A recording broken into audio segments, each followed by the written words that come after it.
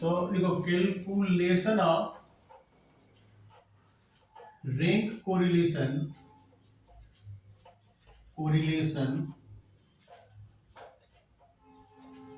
For repeated data repeated data. तो repeated data क्या होता है कि तुम्हारा एक ही फिगर बार बार रिपीट हो रहा है। जैसे 20 बार 2 बार आ गया, 30 2 बार आ गया, 40 2 बार आ गया। ठीक है, तो उसको हम लोग बोलते हैं रिपीटेड डेटा। तो क्वेश्चन लिखो, the following is the following the following the following are the marks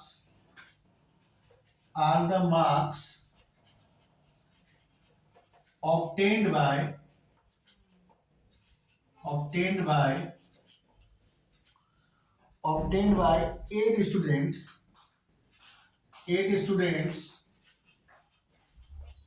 in English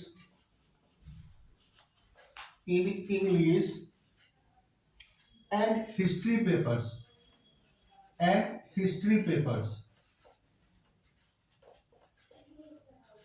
history papers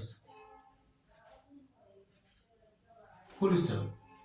Compute rank correlation coefficient rank correlation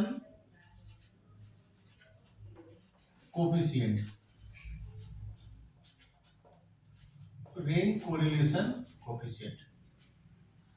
तो अब नीचे लिखो marks in English, short form में लिख देता है मार्क्स इन इंग्लिश, और मार्क्स इन हिस्ट्री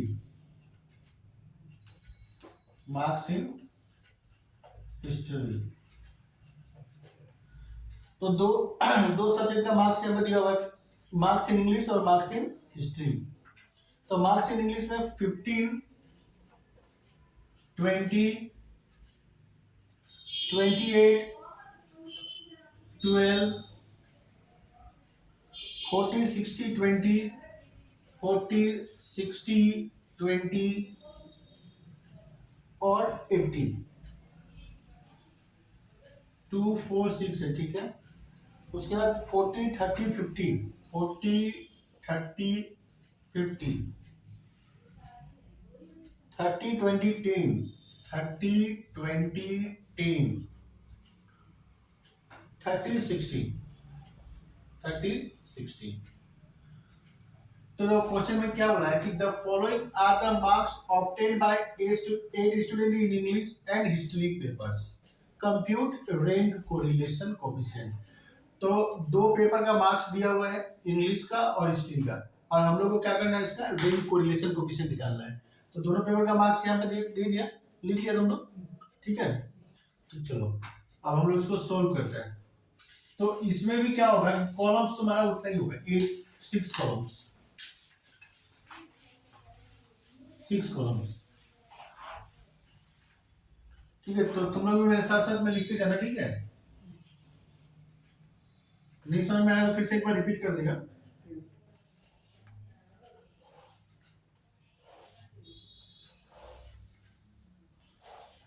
तो सबसे पहले लिखो मार्क्स इन इंग्लिश,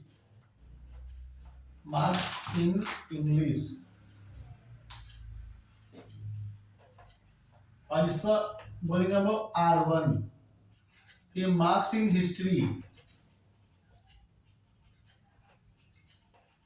इसको हम लोग क्या बोलेंगे, R2। उसके बाद D = R1 - R2, और लास्ट में D²।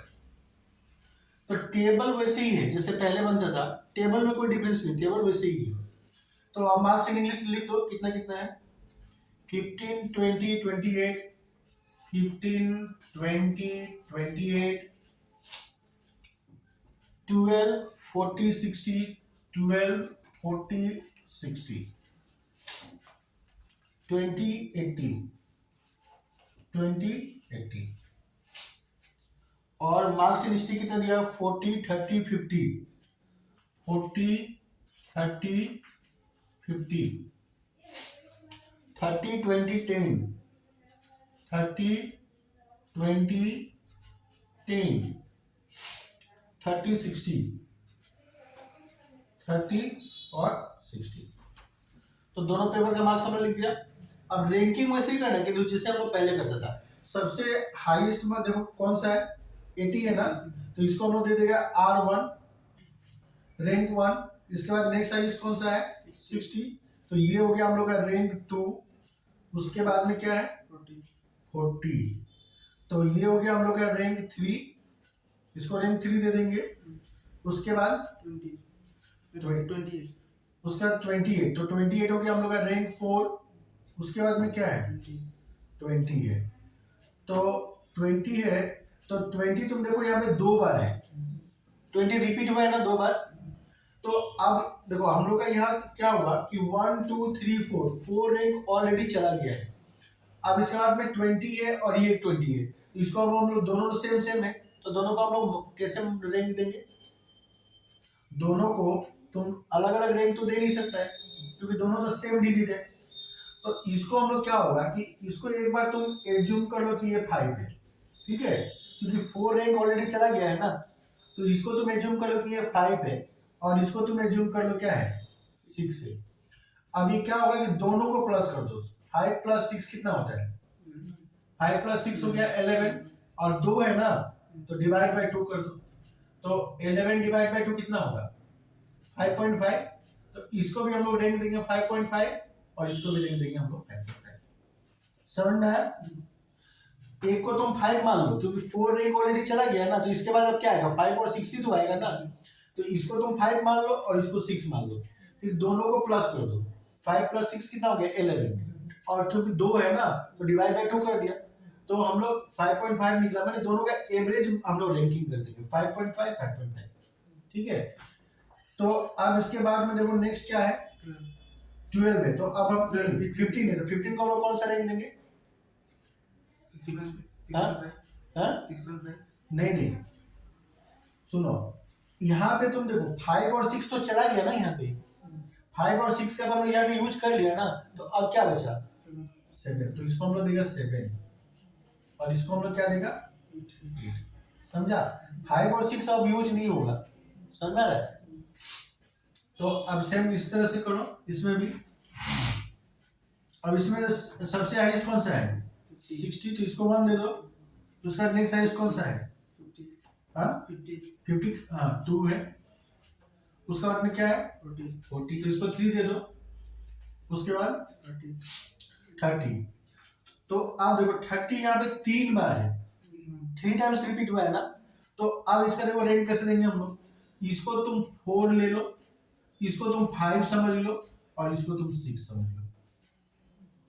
तो अब तीनों का प्लस करो, 4 प्लस 5 कितना हुआ 9, 9 प्लस 6 कितना हुआ 15, तो 15 डिवाइड बाय 3 करो क्योंकि 3 है ना, समझा, 3 है ना, तो कितना आएगा 15 डिवाइड बाय 3 5।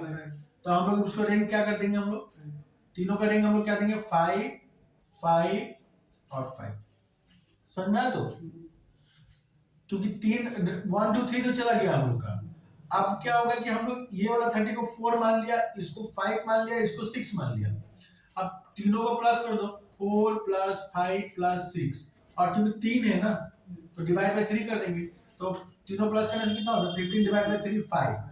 तो इसका मतलब है कि हम लोग तीनों को क्या रैंक देंगे 4 5 सॉरी 5 5 और 5।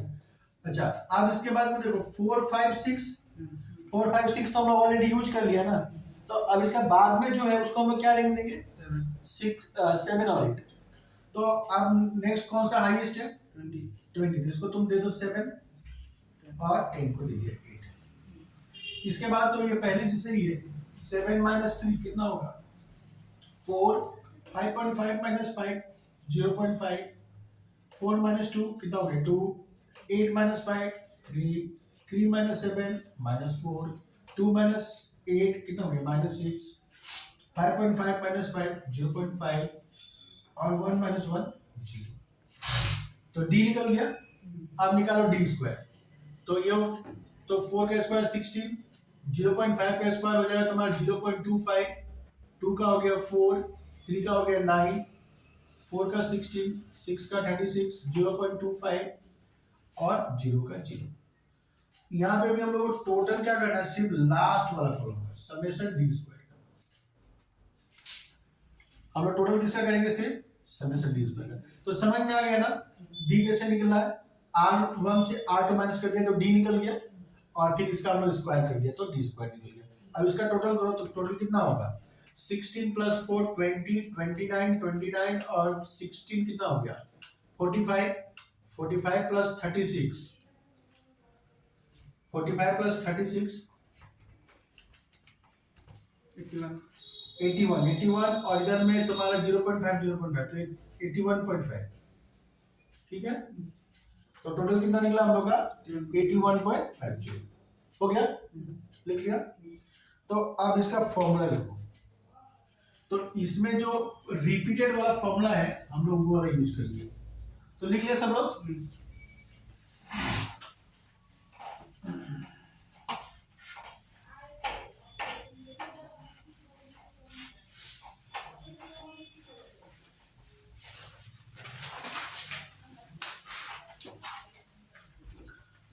तो फॉर्मूला इसका R equal to 1 minus 6 summation D square plus 1/12 M cube minus M plus 1/12 M cube minus M. ठीक है, दो बार रिपीट हुआ है ना, तो इसलिए दो बार ही लिखा हम लोग। एक बार एक सीरीज में एक रिपीट हुआ है, तुम्हारा 20 रिपीट हुआ था, और इसमें तुम्हारा ये क्या बोलता है वो, और वाई सीरीज में एक रिपीट हुआ था, दो बार ही रिपीट हुआ है ना, तो इसलिए दो बार हम लोग लिखा एन क्यूब माइनस एन।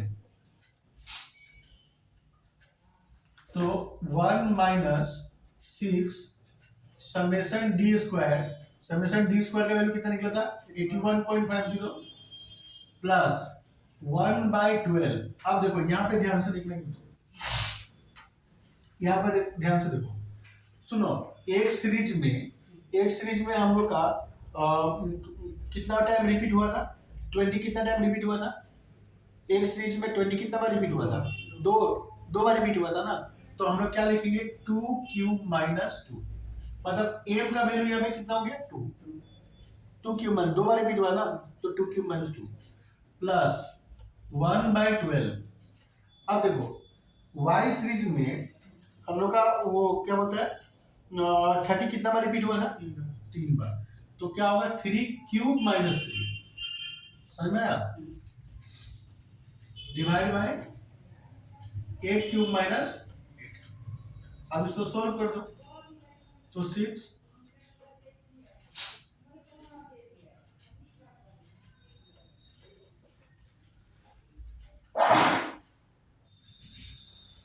तो 2 का क्यूब हो गया 8 माइनस 2 प्लस 1/12, 3 का क्यूब होता है 27 माइनस 3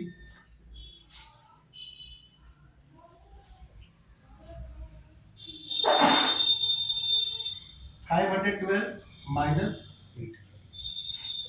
तो 1 माइनस 6 81.50 प्लस 1/12। अब देखो 8 माइनस 2 कितना हो गया 6,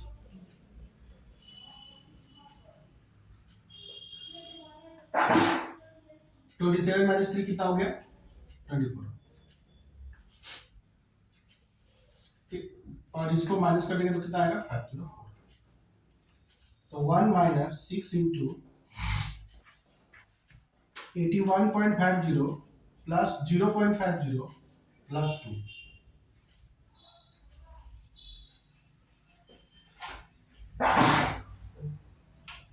वन माइनस 6 इंटू इसको प्लस कर दो तो 82 84 हो गया,